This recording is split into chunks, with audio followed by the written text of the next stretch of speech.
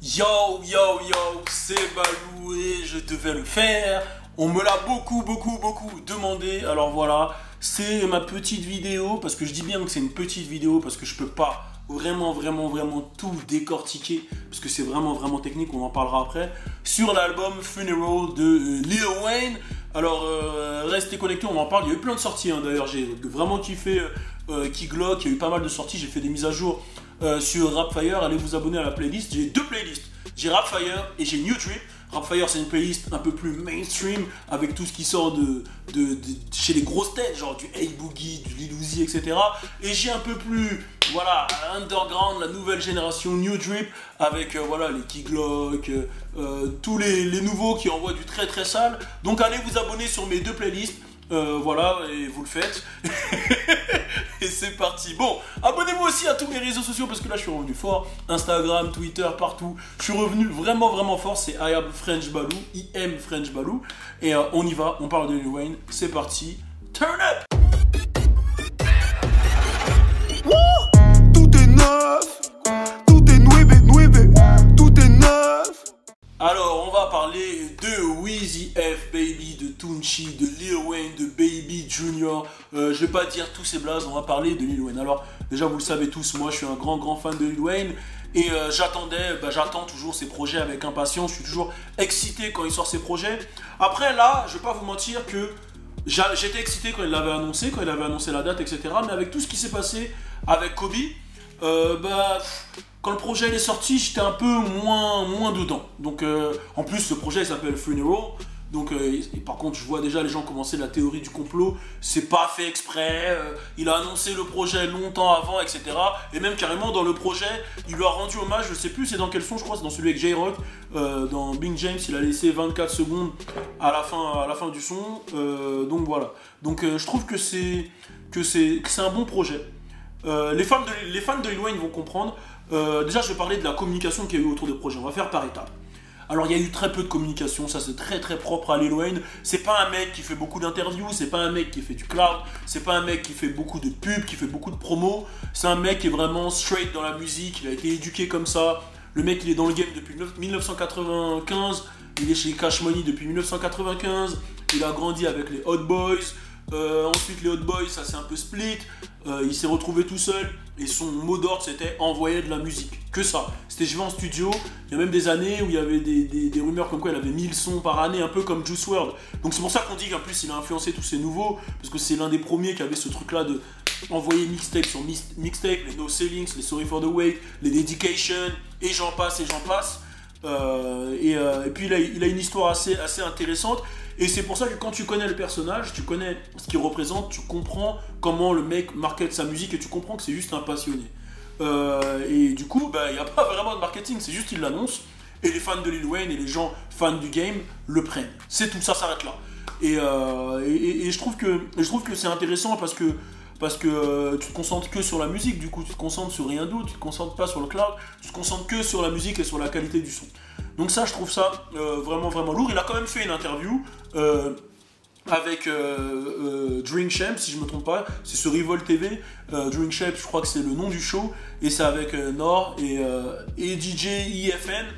Donc une interview qui dure 2h20, j'ai eu le temps que de regarder 50 minutes, tout est sorti que vendredi, donc là je fais vraiment les choses à chaud, c'est pour ça que je vous dis que j'ai pas eu le temps de vraiment décortiquer, je ferais peut-être une partie 2, j'avais kiffé le faire à l'époque avec Rascal, expliquer toutes les punchlines, etc. Dans cette interview, vraiment, bon, déjà le son il est inaudible, je sais pas ce qui s'est passé, Revolt TV, Didi là vous avez craqué, ça m'a foutu la haine.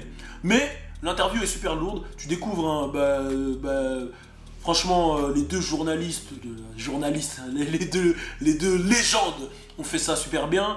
Lil Wayne, il est super décontracté, il raconte vraiment sa life, il explique de son début, de comment c'est un mec de New Orleans, comment il est arrivé à Miami, il explique l'histoire du son Back That Ass Up, un gros son classique, il explique un peu tout. Il explique sa relation avec Cash Money, il explique tout, vraiment, il raconte tout, il raconte comment il écrit les sons, et en fait il les écrit pas les sons, c'est-à-dire qu'il a arrêté d'écrire des sons il y a au moins 15 ans, il va en studio et il y va quoi. Après, il y a un petit truc que j'ai remarqué aussi dans cette interview, c'est qu'il a une chaîne Percocet et qu'il est très adepte, toujours adepte de la ligne. Et ça, je trouve ça dommage parce que j'ai pas envie de perdre une légende comme Lil Wayne à cause de la ligne. Mais bon, il veut pas s'arrêter sur ça et ça, sur ça, je valide pas du tout. Donc, je l'ai toujours dit, hein, même si c'est mon artiste préféré et tout le monde le sait, je n'incite carrément pas les jeunes à prendre de la ligne. Mais c'est une interview que je vous invite à tous regarder si vous comprenez l'anglais, où vous découvrez un Lil Wayne vraiment ouvert. D'ailleurs, il y a plein de bouts qui ont été partagés, qui ont buzzé, où il explique comme quoi il connaissait pas 21 Savage, parce qu'en fait il est focus que dans son monde, il y en a beaucoup qui pensent que c'est fake, mais moi depuis le début pour le suivre, c'est vraiment un mec qui est que dans son univers, qui écoute que sa musique, qui est perfectionniste sur sa musique, c'est-à-dire que même il l'explique dans la vidéo, que quand il prend la voiture, ben voilà, il met sa musique quoi, et le seul moment où il n'y a plus de batterie dans sa musique, et encore il peut charger, ben c'est là où il entend la radio, il se dit ah il a l'air chaud lui, c'est qui, tu vois, donc il écoute vraiment pas la musique d'autres personnes. Puis quand tu regardes à son stade de, vas-y, il était dans le top Forbes, il fait des 300 millions, 100 millions l'année, le mec il est focus que sur lui, il a aucun besoin extérieur, il a pas besoin d'être sur son Instagram, c'est un mec qui le gère, il a pas besoin de créer du cloud sur Instagram, il s'en fout des réseaux sociaux, c'est un mec qui vit dans son univers, le skate, sa famille, la musique, et le reste il s'en fout. Du coup, ça donne des fois des incompréhensions, comme ce qu'il a expliqué un jour, on lui a demandé c'est qui 21 Savage, il a cru que c'était un groupe, il a cru que c'était 21 sauvages, 21 sauvages qui rappaient, il s'est dit ah c'est le nouveau Wu-Tang, etc. Pareil quand on lui explique que Kanye West il fait le Sunday Services, le truc de church là, d'église, il a une réaction, il dit quoi ? Kanye West il fait des trucs d'église et il est choqué, tu vois. Donc tu vois que le mec il est complètement déconnecté de la life, même quand on lui demande si il préfère TDE ou QC, les deux labels, TDE le label de Kendrick, QC le label de Migos, Coach K, etc. Il demande c'est qui TDE. Il croyait que Quality Control c'était une manière de dire la qualité de contrôle de TDE. Enfin il n'avait pas compris, il demande c'est qui TDE. Après il confond même TDE avec le truc de Money Mayweather, TMT. Enfin bref, il est marrant à voir, il est adorable. Il a ce petit côté Lil Uzi là, tu vois, le petit mec adorable, tout gentil, etc. qui est naturel quoi. Et ça c'est ce que j'aime beaucoup chez ce mec. Et il a toujours dégagé ça depuis le début dans ses interviews, dans tout ce qu'il fait. Maintenant on va parler un peu musique. Je vais essayer d'être vraiment concis et de faire plus tard une vidéo un peu plus développée. Moi, étant un fan, j'ai vu beaucoup de gens qui disaient ah j'ai pas trop kiffé, etc. Moi étant un fan de Lil Wayne, étant un fan de toutes ses mixtapes Dedication, voilà, tout ce qu'il fait quoi, toutes ses mixtapes, je suis habitué à entendre ce Lil Wayne là qui kick, ce Lil Wayne là qui va en studio et qui est énervé et qui envoie. Ça veut dire que forcément moi mes meilleurs sons, Funeral je l'ai trouvé trop insolent, trop insolent, un son de funérailles justement, Lil Wayne qui envoie des punchlines sur punchline. Niveau punchline, il brise tout le monde. J.I.D. il l'a dit, le meilleur rappeur c'est lui qui a le meilleur texte, meilleur punchline, il y en a plein qui le disent. Niveau écriture, si vous ne comprenez pas l'anglais, n'écoutez pas de Lil Wayne ou allez sur Rap Genius, ou sinon, mettez un commentaire si vous voulez, qu'avec Rascal, on prenne au moins 1 ou 2 heures et on essaie de décortiquer les meilleurs punchlines, mettez un commentaire. Dites, je veux que tu le fasses avec Rascal. Voilà, comme ça, quand je le vois beaucoup, ça nous engrainera à le faire ou pas. Mais vraiment, je le dis, si tu comprends pas l'anglais, ça ne sert à rien d'écouter du Lil Wayne, parce que c'est un mec qui est beaucoup... Il a le flow, forcément, il a engrainé toute la nouvelle génération. Quand tu l'entends, t'entends le papa de Tuck, t'entends le papa de tout le monde, tu vois. Tu vois, quand tu vois des Juice WRLD qui font des sons un peu mélancoliques, lui, il faisait déjà des How to Love à l'époque, le côté rockstar, c'est lui qui l'a amené, tu l'entends que c'est le papa de toute cette génération. Et tu entends aussi qu'il n'écoute pas d'autres musiques, parce qu'il reste toujours dans son même sound, qui peut sonner vieux pour des plus jeunes, qui peut sonner ancien, mais le mec ne cherche pas à reproduire ce qui se fait actuellement, contrairement à plein d'autres anciens qui s'adaptent à ce qu'il y a de nouveau. Et je trouve que ça c'est intéressant avec Lil Wayne, c'est qu'il reste Lil Wayne. Et en tant que fan de Lil Wayne, moi j'adore écouter du Lil Wayne, et non pas du Lil Wayne qui tenterait de faire du Young Thug par exemple. Ou je sais pas, du Lil Wayne qui est en train de faire du Migos, ça m'intéresse pas. Je préfère écouter Lil Wayne, tu vois, pour son texte, pour sa personnalité, pour sa voix, pour son type d'instru, qui continue à faire des sons sur du Jalil Beats, qui continue à mettre le briquet au début, qui continue à avoir ses punchlines bien à lui, avoir ce flow, moi j'adore. Alors, comme je l'ai dit, moi mes sons préférés c'était Funeral. Mamma Mia, je l'ai trouvé incroyable. Funeral, punchline sur punchline, Mamma Mia, incroyable. Et j'ai bien aimé aussi, j'ai bien aimé le son Dark Side, vraiment dark, vraiment comme son nom l'indique. Hein. Après, j'ai aimé le feat avec Lil Baby et Big Sean, même si j'ai pas du tout validé le couplet de Big Sean, enfin l'apparition de Big Sean sur le son, j'aurais préféré que ça soit un Drake, clairement. Je trouve que I don't talk shit, bitch, I do it. Ça aurait sonné mieux avec la voix de Lil Wayne, de Drake, pardon. Par contre, Lil Baby, c'est pas mon préféré pour rien. Lil Baby de cette nouvelle génération, il a envoyé couplet incroyable, je l'attendais. Hein. J'avais déjà vu le feat. Je l'attendais, franchement Lil Baby il a respecté, Lil Wayne qui découpe comme d'habitude. Après voilà, ça reste un album de Lil Wayne, et là où j'ai peut-être un problème, c'est qu'on sent que c'est pas Lil Wayne qui choisit ses sons, ça se voit que lui il en fait plein, et comme d'hab, McMain il sélectionne quoi. Apparemment il y avait 50 sons à choisir, et c'est McMain qui a choisi, donc il n'y a pas vraiment d'histoire dans ce projet, c'est un projet avec plein de sons, il n'y a pas vraiment d'histoire, tu vois, genre... Bon, à part le fait qu'il s'appelle Funeral et qu'à l'envers, quand tu regardes la cover, ça fait Lil Wayne, il n'y a pas vraiment d'histoire. C'est ce que je reproche aux derniers albums de Lil Wayne. Sur Carter 5, j'aurais voulu qu'il m'explique l'embrouille qu'il y avait avec Cash Money, pourquoi il a disparu pendant tant d'années, etc. Funeral, je m'attendais vraiment... J'ai compris le Funeral, c'est en mode je montre que je suis le meilleur rappeur, tous les nouveaux ils font que du swag rap, c'est-à-dire que juste de l'ambiance, etc. Ben moi, je peux te faire de l'ambiance, mais je peux aussi avoir du texte, et du texte de fils de pute. Et ça, je valide, je comprends le terme Funeral dans ce sens-là, mais j'ai du mal avec un album, j'ai du mal à comprendre pourquoi il se prend pas la tête à faire des albums vraiment construits, qu'on dirait plus des playlists. Après, moi, une playlist de Lil Wayne, je prends toujours, c'est ma petite critique. Après, bien sûr, feat avec J-Rock, j'ai pas trop accroché. Le feat avec 2 Chainz, j'adore 2 Chainz, j'adore Lil Wayne 2 Chainz ensemble, c'est chaud. Take Off, Take Off c'était quelque chose. Ah, le I Don't Sleep avec Take Off, très très fort Take Off. Je m'attendais pas à cette collaboration, vraiment, je m'y attendais pas. Et j'ai trouvé que Take Off, il a vraiment honoré le son. Et gros shout-out à Take Off. Ça m'a fait plaisir de rentendre The Dream avec les sonorités un peu à l'ancienne, un peu R&B à l'ancienne, etc. Et ça me ramène toujours dans le Lil Wayne, quoi. Lil Wayne, il va te faire un album, il va toujours y avoir un son triste, un son pour les meufs, un son... Voilà, Lil Wayne, c'est un mec...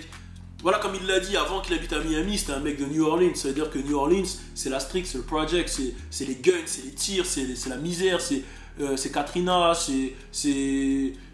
voilà, c'est New Orleans, quoi. C'est le bordel, c'est New Orleans. Et il rappait ça, il a eu ce vécu-là. Il a eu le vécu aussi du petit de Birdman et de Slim. Slim, c'est le grand frère de Birdman, donc c'est vraiment la street, donc il peut raconter ce truc-là. Mais ensuite, il a eu cette vie à Miami, qui est plus bling bling, qui est plus nouvelle voiture, nouveau lifestyle. D'ailleurs, il explique bien qu'il a fait le son de Bagdad Up à Miami. Moi qui pensais que c'était un son qu'il avait construit à New Orleans, parce que ça sonnait un peu... Voilà, bah tu comprends un peu l'évolution du personnage de Lil Wayne au fur et à mesure du temps, tu vois. Et tu le ressens aussi dans ce projet, c'est que Lil Wayne, c'est un mec qui va te faire des sons, voilà, comme il l'a toujours fait, des sons des How to Love, des sons un peu voilà, mielleux, How to Wait, tu vois, dans Carter 4, des sons, je sais pas, il avait fait quoi? Il avait fait le son dédicacé à la Marie. Le son dédicacé à la Marie. Enfin, il a toujours eu des sons mielleux, il a toujours eu ce côté aussi émo. Il a toujours eu ce côté kickage, où il aime les punchlines comme 6 foot, 7 foot, ouais, c'était très très chaud, comme Amélé, I'm a millionaire, I'm a young, ouais, ça a toujours été punchline sur punchline, et il arrive à toujours faire tout ça. Ramener les twists, ça m'a vraiment remis dans une ambiance de 2010. J'étais limite à deux doigts d'aller acheter mon t-shirt YMCMB à Châtelet et marcher avec, tu vois, bon, je l'ai jamais fait, mais marcher avec les chaînes là comme ça, YMC, enfin les chaînes au pantalon, les skinny, ils mettaient quoi à l'époque, des Supra et faire du skate. Bon, j'ai jamais eu ce style de ma vie. Le feat avec XXXTentacion, bon, et celui avec OT Genasis, bon, j'ai pas accroché. Bon, déjà, pour la petite histoire, pour ceux qui ne savent pas, il a fait le feat avec XXXTentacion parce que McMain lui en a parlé, il ne le connaissait pas du tout. Il en a parlé après sa mort et il a aimé l'histoire, du coup, il a aimé collaborer. C'est le troisième qu'ils font ensemble. Don't Cry, je l'avais trouvé cool, les deux autres un peu moins. Celui-là, il est je le trouve un peu bof. Celui avec OT Genasis, ouais, c'est du OT Genasis, quoi. Il reprend le flow de Future. J'ai pas trouvé ça ouf. On sait pourquoi les deux ont collaboré ensemble, hein. Comme je vous ai dit, Lil Wayne, il écoute pas trop ce qui se fait de nouveau, mais il avait fait le remix de Coco à l'époque. qu'avait cartonné le clash contre Cash Money. Donc du coup, c'est tout à fait normal qu'il réinvite Oti Genasis sur ce projet. Musicalement parlant, c'est un projet que j'ai adoré, un projet qu'il faut écouter. Il faut écouter les bars, c'est-à-dire que quand je l'ai écouté en voiture, je l'ai écouté 2 fois en voiture, j'étais vraiment concentré sur les bars. J'étais pas en mode. C'est pas un projet que tu vas écouter en mode so much fun ou en mode futur où tu vas danser, etc. C'est un projet où tu vas écouter, tu peux bouger la tête vite fait, mais tu dois être concentré sur les bars. Et si tu comprends l'anglais à chaque bar, tu vas faire oh le bâtard. Il a vraiment dit ça, et c'est un projet que tu ne peux pas analyser. C'est pour ça que je ne l'ai pas fait vendredi, et c'est pour ça que là je vous dis que je ne peux pas faire une analyse vraiment pure et dure, parce que c'est un mec qui a des bars. Il n'y en a pas beaucoup dans le game qui ont des punchlines. Dans le game, c'est fini les punchlines limite. Bah lui, il les a toujours et elles sont incroyables. Et j'adore la manière dont il écrit. Et bon, faut savoir que c'est un mec qui a fait des études, etc. Quand même, Lil Wayne. Même s'il ne le montre pas, c'est un mec qui est super intelligent et il a des bars. Donc ça, c'est vraiment, vraiment, vraiment intéressant. Donc c'est un peu ce que j'ai à dire sur ce projet. J'ai essayé de vraiment, vraiment être large. Niveau vente, parce qu'il faut aussi parler des ventes. Hein, ça fait partie, c'est quand même un projet commercial. Apparemment, il ferait 125 000 la première semaine, c'est très peu pour Lil Wayne. C'est beaucoup plus que toute la nouvelle génération, oui, mais c'est très peu pour Lil Wayne. Et puis c'est compréhensible, hein, il l'a sorti dans la semaine de Kobe. Faut savoir que lui, c'est un grand fan de Kobe, donc pas une super grosse promo. Je sais que hier, il a fait une promo hier quand même. Il était dans Unmasked, je sais pas comment il s'appelle, je sais qu'il y a Unmasked dedans, mais c'est en gros il y a T-Pain qui avait participé. C'est une émission où justement il y a des artistes qui viennent chanter ou performer masqués.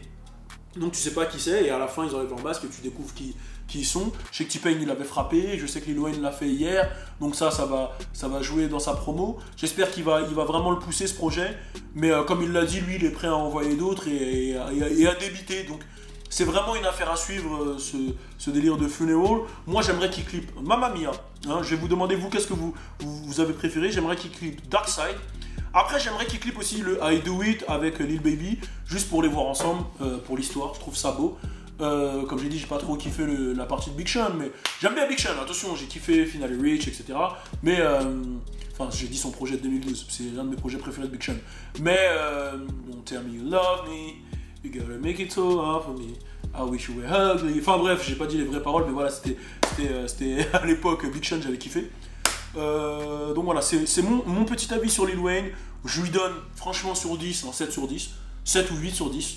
Je lui mettrai pas le 10 comme j'ai mis à Carter 5, parce que Carter 5, c'était vraiment, j'étais excité, c'était un album qui avait quand même une construction, même si j'étais un peu déçu qu'il n'ait pas parlé de son embrouille avec Cash Money. Puis voilà, là, moi je le considère plus comme une mixtape de Lil Wayne, hein, Dedication, mais commercialisé, quoi, tu vois. Après, bon, les mixtapes en général, il prend des phases B, mais je le considérerais plus comme ça, donc ça doit choquer ceux qui connaissent pas.